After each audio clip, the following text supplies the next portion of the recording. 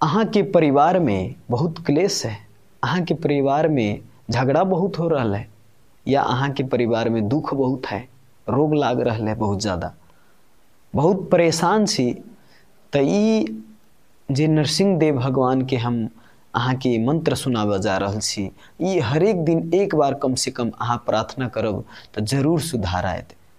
ई practical उदाहरण हम अहाँ के बता रहल छी। तो हम शुरू करै छी। नमस्ते नरसिंहाय प्रहलाद लाद दायिने हिरण्याय काशीपुर्वक्षः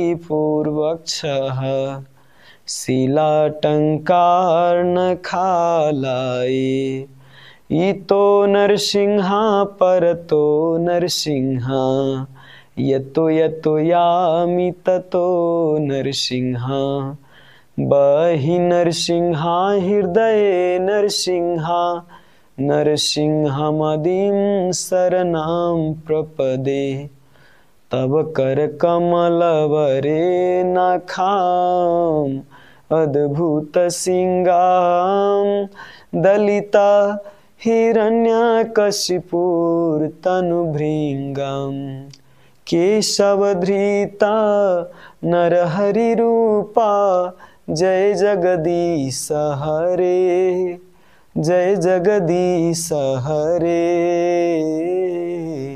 जय जगदीश हरे।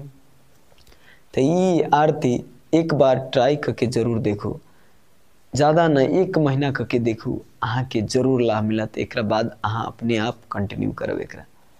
हरे कृष्णा।